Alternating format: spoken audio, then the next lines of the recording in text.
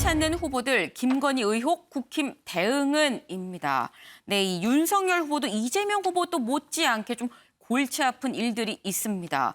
먼저 오늘 어디를 갔는지부터 좀 짚어보면 김현 기자, 이 오늘이 금요일인데 이 두 후보 다 주말을 껴서 지방으로 갔습니다. 네, 그렇습니다. 여야 후보들 이번 주말을 각자의 고향에서 보낼 예정으로 보입니다. 일단은 이재명 후보는 3박 4일 일정으로 대구 경북 TK 지역을 방문하기로 했거든요.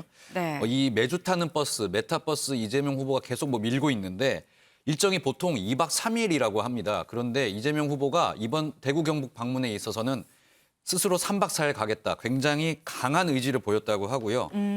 지난번에 저희가 한번 전해드린 적이 있는데 TK 지역에서 최근에 이재명 후보 지지율이 굉장히 오르고 있거든요. 네. 이번에도 고향 방문해서 고향 인심에 호소를 해서 이 상승세 더 이어가겠다 이런 의지로 보이고요. 네. 반면에 윤석열 후보는 강원도로 향했습니다. 네. 사실 진짜 고향은 충청도이거든요. 네. 근데 외가가 강원도라고 해요. 특히 이제 윤석열 후보 좀 특별한 인연을 말씀드리면은 그 외할머니가 2년 네. 전까지 살아 계셨는데 네. 102세로 굉장히 고령까지 건강하게 살았다고 합니다. 네. 그러면서 윤석열 후보에게도 이 외할머니가 굉장히 특별한 분이었다고 알려져 있거든요. 어제 출발을 하기 전에 윤석열 후보 외가 고향이라고 표현을 하면서요. 네. 강원도에 정치 시작하고 한 번도 아직 가본 적이 없다 이렇게 이야기를 하면서 네. 이번에는 꼭 가겠다 이런 출정의 의지를 밝혔고요. 이번 강원도 행에는 좀 싸움 후에 더 절친이 된 이준석 대표도 네. 이번 주말에 함께 동행을 하는 것으로 전해졌습니다. 네, 지금 이준석 대표가 요즘 계속해서 이 윤석열 후보가 가는 데마다 이 동행을 하는 그런 모습을 보이고 있습니다. 사실 이 두 사람이 간 강원도 어디냐? 바로 강릉입니다. 그럼 강릉은 또 어디냐? 권성동 의원의 지역구입니다. 이 권성동 의원은 이 언론에서 이 도는 말로는 윤핵관이 한참 얘기가 나왔을 때 그 사람 중에 한 명으로 꼽히기도 했었었죠. 그래서 이준석 대표가 이 전국을 유랑을 할 때 부산, 여수, 순천, 제주를 돌면서 그러면 다음은 강릉 가는 거 아니냐, 윤핵관 도장 깨기 하는 거 아니냐, 이런 얘기가 나올 정도로 네, 이 강릉은 이 권성동 의원의 지역구이기도 한데 물론 이준석 대표는 한간에 도는 그런 얘기가 사실이 아니다, 도장 깨기가 아니다라고 얘기는 했습니다만 어쨌거나 이 윤핵관에 대해서 김현 기자, 또 이준석 대표가 어제 굉장히 또 찰진 비유를 들면서 얘기를 했습니다. 네, 그렇습니다. 일단 두 사람 연일 데이트하는 것처럼 네. 함께 이제 선거 유세를 하고 있어서 친한 모습을 과시를 하고 있는데요. 아직도 하지만 이준석 대표는 이 윤핵관에 대해서 조금 안 좋은 감정이 남아 있는 것 같습니다. 우선은 지금 윤석열 후보가 윤핵관들에 대해서 경각심을 갖고 있으니 주변에 꼬여드는 윤핵관들 앞으로 관리 잘하실 것 같다 이렇게 칭찬의 의미를 남겼는데 네. 하지만 그러면서 여기서 한마디를 더 덧붙였습니다. 윤핵관들이 마치 대상포진 같은 존재다. 대상포진으로 표현을 한 거거든요. 네. 우리 몸이 이제 너무 피곤하거나 면역력이 떨어질 때 이 대상포진 굉장히 고통스러운 병이 생기잖아요. 네. 이준석 대표도 윤석열 후보 주위에서 호가호위하면서 주위를 흐리는 이 윤핵관들이 마치 대상포진 같다면서 언제든지 또 나타날 수 있다 이렇게 표현을 했습니다. 지난번에 이 윤석열 후보의 선대위를 저희가 보통 메머드급 선대위 이렇게 표현을 하는데 네. 본인이 이 필요 없는 털을 깎아서 네. 윤핵관들이 지금은 보이지 않고 파리떼도 없는 것 같다 이렇게 이야기를 했는데 이거에 빗대서 다음에 만약 또 윤핵관들이 나타나면 이제는 네. 털을 잠깐 깎는 이 수준이 아니라 레이저로 제모를 하겠다 이렇게 표현을 네. 하면서 윤핵관들이 다시 나타날 수도 있는 윤핵관들에게 경고의 메시지를 보내기도 했습니다. 네, 이 윤핵관이란 면역력이 떨어지면 재발하는 대상포진 같은 거다라면서 또 이런 일이 발생하면 레이저로 제모를 시켜버린다라고 이 경고성 발언까지 확실하게 했습니다. 이 신윤핵관으로 지금 곁을 지키는 이준석 대표가 있는 상황이긴 합니다만 김현 기자, 그럼에도 불구하고 이 윤석열 후보 이 부인 관련한 의혹, 김건희 씨 관련한 의혹이 여권을 중심으로 계속 이어지고 있는 상황입니다. 네, 그렇습니다. 한 유튜브 채널이요. 지난 6일 윤석열 후보의 부인 김건희 씨가 과거에 유흥주점에서 근무했었다. 당시에 내가 만났었다. 이렇게 주장하는 한 남성의 인터뷰를 실어버리면서 이게 또 논란이 됐습니다. 네. 그리고 이 소식을 또 추미애 전 장관이 자신의 SNS에 공유를 하면서 논란이 더욱 커졌는데요. 윤석열 후보 이에 대한 질문을 받고 강경한 모습을 보이면서 또 눈길을 끌었습니다. 윤석열 후보의 모습 함께 보시겠습니다. 김건희 씨를 봤다는 공개 증언을 했는데 거기에 대해서는 뭐 답변할 가치도 없는 얘기고, 네. 여러분들 관심이 있으세요? 그 말이 맞는 것 같아요? 또. 윤석열 후보 이 질문을 한 기자를 향해서 이 발언이 뭐 들어야 될 것 같냐, 뭐 이렇게 오히려 질문을 던지는 굉장히 강한 어조로 부정을 하는 모습 보였고요. 네. 윤석열 후보 측 역시 가짜 뉴스다 이렇게 공식 입장을 밝힌 상황입니다. 이 매체에서 주장하는 시간과 장소 등 뭐 기본적인 내용이 일단 맞지 않다 이렇게 조목조목 반박을 또 한 상황이고요. 이 내용을 보도한 언론과 언론 매체 그리고 추미애 전 장관에 대해서도 고발 조치하겠다 이렇게 매우 강경한 대응 방침을 예고한 상황입니다. 네, 이 항상 윤석열 후보 곁을 동행하고 이 같이 뭐 지킨다고 할까요? 그런 이준석 대표가 또 여기에 대해서 방어 입장을 내놨습니다. 김영 네, 기자. 김건희 씨의 등판이 계속 늦어지고 있잖아요. 그리고 네. 이런저런 얘기가 계속 나오니까는 이 당대표가 나서서 문제가 없다라고 해결사 역할을 자처하고 있는 겁니다. 이 네. 대표 말하기를 과거 입단 전 윤 후보의 자택에서 이 김 씨를 실제로 본 적이 있다. 상대 당에서 만들려는 이미지보다 훨씬 대중적으로 호감도가 있을 수 있는 인물이다. 결코 민주당이 얘기하는 것처럼 리스크라고 불릴 뿐이 아니다라면서 김건희 씨를 옹호하는 모습이었습니다. 또 여러 의혹들에 대해서는 사실로 확인된 것이 별로 없다면서 썰은 썰을 뿐이다라고 선을 그었습니다. 그런데 이 김건희 씨를 만나본 국민의힘의 인사가 이준석 대표 말고 또 있습니다. 네, 금태섭 전 의원도 언급을 했는데요. 네. 이 이수정 교수와 두 사람 모두 선대위에 새롭게 합류한 인물들이죠. 우선 금 의원 말씀을 전해드리면 윤석열 후보와 지난해 7월 밥자리를 한 적이 있는데 이때 김건희 씨와 통화한 적이 있다고 합니다. 여기서 김건희 씨가 금 의원에게 본인이 개최한 전시회에서 와서 봐서 반가웠다라고 얘기를 하더라. 6년 전에 인연을 기억하는 것을 봐서 김건희 씨가 업무에 진심인 분 같더라라고 말을 했습니다. 역시 김건희 리스크에 대해 방어하는 모습이었고요. 이수정 교수 역시 대선이 국모선거하는 것은 아니냐라고 일침하기도 했습니다. 영상으로 직접 확인하실게요. 이제 김건희 씨 얘기가 예. 나오다 보니 예. 왜 이렇게 여성들에 대하여 이 사회가 가혹한가. 결국 저희가 국모를 선거하는 건 아니잖아요. 전 예. 국모란 용어도 좀 동의하기가 예. 어렵습니다. 무슨 조선시대도 아니고. 예. 그렇기 때문에 결국에는 일을 잘할 대통령 그리고는 법치주의를 잘 유지할 대통령을 뽑으면 되는 일인데 왜 그렇게 그분들의 배우자들을 가지고 이렇게 논란인지 잘 이해가 잘 안 됩니다.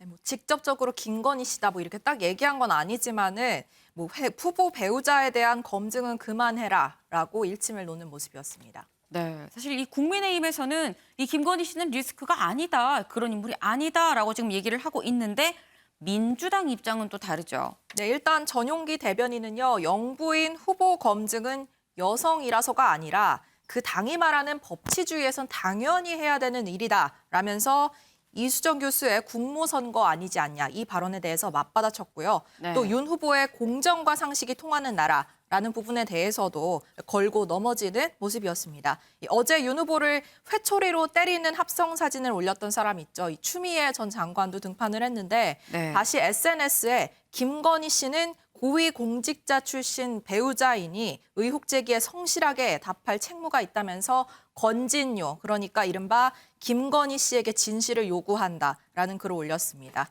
그리고 또 조국의 각은 실체가 없으나 줄리의 강은 실체가 있고 파도 끝이 없다. 그 무엇으로도 덮어지지 않을 것 같다면서 조 전 장관 조국의 강 부분과 또 이 김건희 씨 논란과 비교하는 발언도 내놨습니다. 네.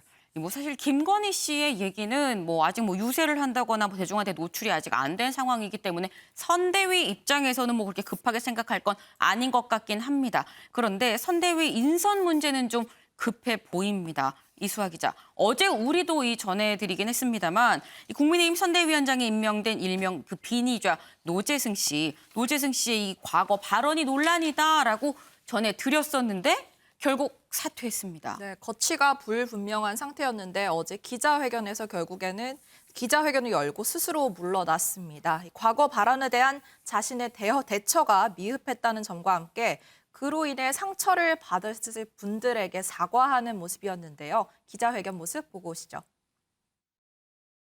저는 오늘 국민의힘 공동선대위원장직을 내려놓습니다. 최근 불거진 과거 제 소셜미디어에 남겼던 글에 대한 논란은 해명보다는 인정을 그리고 사과를 해야 했지만 아직 덜 자란 저의 마음은 미처 국민 여러분의 기대를 온전히 담아내지 못했습니다.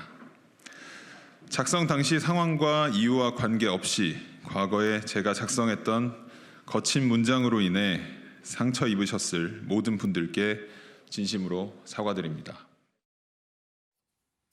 네, 이렇게 사과를 하면서 자진 사퇴를 했는데 노 씨는 이 사퇴 결심이 어떤 외압에 의한 것은 아니다라면서 일각에서 제기되고 있는 이 외압 논란에 대해서도 일축을 시켰고요. 네. 다만 선대위원장직을 유지하는 게 과연 후보에게 도움이 되는지 정권 교체 방향과 맞는지 이 부분을 고민했고 오직 윤석열 후보의 당선과 국민의힘 집권을 위해서 직을 내려놓기로 했다라고 밝혔습니다. 스스로 판단한 결과라는 점을 굉장히 강조하는 듯한 모습이었습니다. 네. 그런데 이 노재승 씨 분명히 어제는 나는 사퇴할 이유가 전혀 없다라는 뭐 이런 입장이었었습니다. 그런데 입장이 이렇게 바뀌게 된 이유가 있지 않을까요? 네, 이 관련해서 임태희 본부장을 만나서 좀 자진 사퇴해서 자진 사퇴 입장으로 선회한 것으로 보인다라는 얘기가 나오는데요. 네, 반드시 정권 교체 미랄이 되겠다라는 이 얘기, 자진 사퇴할 의사는 전혀 없어 보이죠. 그런데 네. 최종적으로 자진 사퇴가 된 상황이고 이후에 임태희 본부장을 만나서 당 안팎의 상황에 대해서 듣고 난 후에 이런 의견을 선회한 것으로 보입니다. 이 한 보도에서 김종인 위원장의 의사가 관철된 것이다라는 얘기도 나왔는데요. 노 씨를 직접 만난 임태희 본부장은 그건 아니라고 설명을 했습니다. 네. 김종인 위원장과 상관없이 노 씨를 본인 판단 아래 직접 만났고 당시에 노 씨가 먼저 당에 좀 부담이 되는 것 같아서 우려스럽다, 고민스럽다라는 얘기를 먼저 했고 이 본부장이 수습될 상황을 넘어섰다라고 하니까 그럼 본인이 흔쾌히 스스로 물러나겠다라고 했다면서 당시 상황을 설명하기도 했습니다. 네. 은영미 위원님. 네. 이게 지금 뭐 노재승 씨 결국 자진 사퇴하긴 했습니다만 지금 이 국민의힘 선대위에서 보면은 이 자진 사퇴 그래서 인사 실패라고 볼 수 있는 여지가 지금 한 3번째쯤 됩니다. 뭐 김성태 의원이 있었고요. 함익병 씨가 있었고 노재승 씨까지 있습니다. 이게 지금 계속 반복이 되고 있는 상황이에요. 그렇죠. 이게 어떻게 보면 함익병 씨나 이 노재승 씨 같은 경우는 기본적인 아주 기초적인 검증조차도 안 했다라는 거거든요. 인터넷만 쳐보거나 SNS만 봐도 그동안 어떤 발언들을 했는지 알 수 있는데 그냥 급급하게 그냥 그 쇄신 이미지를 보이기 위해서 또는 다른 지금 기존의 뭐 국민의힘 또는 민주당이 갖고 있지 않은 다른 이미지를 덧칠하기 위해서 급하게 영입을 하다 보니까 네. 제대로 된 검증, 아주 기초적인 검증조차 안 하고 서둘러 영입하다 보니까 일어난 사달이라고 볼 수 있거든요. 그런 네. 측면에서 보면은 이런 식으로 보여주기식 영입쇼라고들 하는데 이런 영입쇼를 할 게 아니라 앞으로 이제 뭐 대선 앞두고 총선 앞두고 인재 영입들을 아마 하게 될 겁니다만 이렇게 뭐 급하게 서로 뭐 이제 서로 뺏기식으로 경쟁하는 식으로 급하게 할 게 아니라 좀 장기적인 관점에서 인재를 들여오고 키우는 게 중요한데 그 인재들 역시 자기 정책과 노선에 맞는 사람인지 맞는 당인지 이런 거 입신 영달을 위해서 여기저기 기웃거리는 그런 사람 말고 어떤 내가 생각해온 철학과 가치가 맞는 뭐 내가 전문가라고 하더라도 그런 당에 입당해서 차근차근 커 나가야 되는 거고요. 그런 식의 영입, 장기적인 관점의 인재 육성 시스템이 필요하다고 보고요. 무엇보다도 그 본인도 뭐 사생활은 아직 뭐 도덕성 검증 잣대로 하느냐 마느냐 아직 논란이 있기 때문에 본인도 만약에 정치권이라든가 공직자로 나가고 싶은 사람이라면 자기 관리에 좀 더 철저히 해야 한다고 생각을 합니다. 네. 사실 이 뭐 지난번 함익병 씨, 뭐 김성태 씨 그리고 이번 노재승 씨까지 이 3번째이기 때문에 이 은영미 위원의 말씀처럼 이 본인 이 정치를 하려고 하는 생각이 있는 사람이라면 본인도 좀 조심을 해야 될 것 같고요. 그리고 당 차원에서도 최소한 구글링 인터넷 검색으로 걸을 수 있는 건 정말 최소한은 해야 되는 거 아니냐라는 이런 말씀을 주셨습니다. 그런데 유호정 기자, 보면 노재승 씨는 사퇴를 했습니다만 나는 임차인이다. 윤희숙 의원은 영입을 또 했습니다. 네, 맞습니다. 윤 후보 직속 기구인 내일이 기대되는 대한민국 위원회의 위원장으로 임명이 됐습니다. 네. 이 지난 9월 의원직에서 사퇴한 지 약 석 달 만인데요. 윤 전 의원 본인의 SNS에 직접 소식을 전했습니다. 사실 윤 전 의원이 이재명 저격수로 불리잖아요. 네. 이 소식을 전하면서 바로 이재명 후보를 저격했더라고요. 어제 저희도 전해드렸지만 유 씨가 이 후보에 대해서 생존자형이고 점점 발전하는 발전도상형이고 또 당장 현안을 가져나와서 해결할 줄 아는 이런 과제 중심형이다라면서 치켜 세웠거든요. 그런데 이걸 하나하나 반복하면서 이 후보를 비판을 했습니다. 수단을 가리지 않고 살아남았지만 법을 우습게 알고 인간적으로 너무 덜 됐기 때문에 현저히 나아지지 않으면 도저히 가망이 없고 그때그때 임기응변으로 내지를 뿐 가치나 원칙은 도무지 없는 인물이다라고 굉장히 강하게 비판을 했고요. 네. 그런 사람이 대선 후보가 된 것은 그동안 우리 사회에 축적된 분노가 그만큼 큰 것이다. 이 정치권이 반성해야 한다라는 취지의 글을 올렸습니다. 네, 은영미 위원님. 네. 지금 이 윤희숙 의원을 이 이재명 후보 저격수로 지금 영입을 한 것 같다라고 지금 유호정 기자가 전했는데 윤희숙 의원은 사실 어떻게 보면 경제 전공입니다.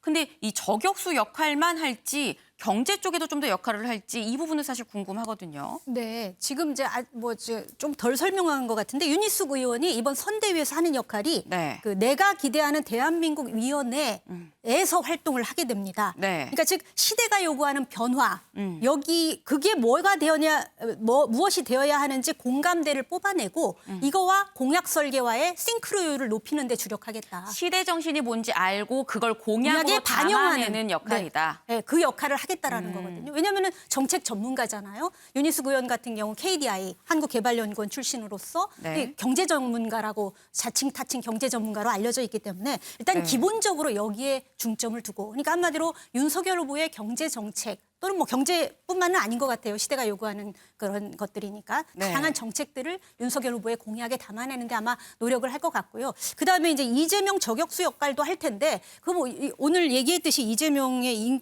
후보의 인격을 모독하는 식으로 이런 저격수 하지 말고요.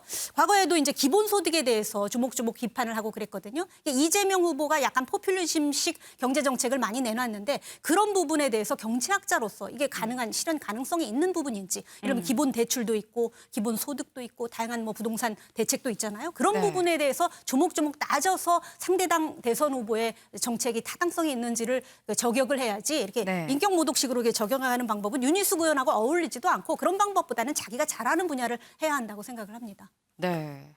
참. 지금 자기가 잘하는 분야를 해야 된다. 꼭 저격이 아니다. 이 윤희숙 의원의 역할은 시대 정신을 읽고 좀 공약에도 그걸 반영을 하는 그런 역할이 될 거다라는 이런 설명을 주셨습니다. 유호정 기자. 근데 우리 조금 전에 사실 속보가 하나 나왔습니다. 이 윤석열 후보 검찰총장 재직 때 법무부로부터 받았던 직무집행 정지, 이 2개월 정지 처분에 대해서 1심 선고 결과가 나왔어요. 네, 맞습니다. 이 재판부의 판단은 각하 결정을 내렸습니다. 네. 먼저 왜 이 소송이 진행됐는지부터 설명을 하면 추미애 전 장관 시절인 작년 12월 법무부가 윤 후보의 중대 비위가 확인됐다라는 이유로 징계를 내렸거든요. 네. 그런데 윤 후보는 이 징계가 적법하지 않다. 취소해달라는 소송을 행정법원에 제기를 합니다. 네. 그런데 행정법원의 판단, 각하 판단이었습니다. 각하는 어떤 판단을 하지 않고 이 소송에 이익이 없기 때문에 판단을 아예 하지 않겠다라는 겁니다. 그러니까 쉽게 말해서 윤석열 국민의힘 대선 후보가 이미 검찰총장에서 내려왔기 때문에 이걸 재판부가 판단하는 것이 어떠한 이익이 있는지 모르겠다라는 취지로 보이고요. 네. 이 때문에 이 직무집행 정지 명령이 정당한지 아닌지 이 여부는 법원의 판단은 앞으로 나오지 않게 된 상황입니다. 네. 사실 지난 10월에 이 징계 취소 소송에서는 징계 사유 4개 중에 3개가 이 징계를 받을 만한 그런 사유다라고 법무부의 손을 들어줘서 윤석열 후보 입장에서는 글쎄요, 조금 이 타격을 받았다고 할까요? 좀 스크래치가 났다라고 이 얘기를 할 수 있었었는데 은영미 위원님. 지금 보면 이 각하 판단이 나왔습니다. 이 판단 실익이 없다라고 그냥 각하를 시켰는데 윤 후보 입장은 윤 후보는 이게 어떨까요? 어떤 영향이 있을까요? 그러니까 오늘 각하 판단은 별 영향이 없어요. 왜냐하면 그때 이제 지난해 12월에 검찰총장 당시에 네. 두 가지 추미애 장관이 두 가지 징계를 내렸죠. 네. 그러니까 그 검찰총장으로서 직무를 잘 못했다고 하면서 일단 직무정지를 딱 시킨 다음에 그다음에 징계위 검찰 법무부의 검사 징계위원회에 가서 2개월 정직 징계를 내린 거예요. 근데 네. 그 두 건 직무정지를 일단 시킨 것과 정직을 시킨 것 두 가지 사안에 대해서 윤석열 후보가 그때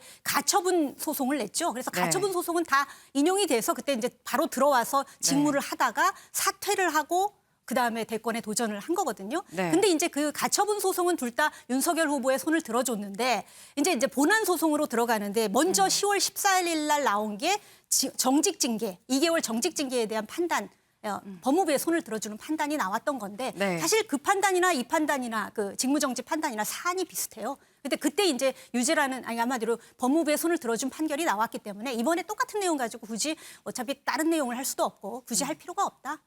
그래서 이번엔 각각 판단을 내린 겁니다. 네. 그러니까 이제 그때 윤석열 후보가 항소를 했는데 그 항소 결과가 나와봐야 되겠죠 앞으로. 네.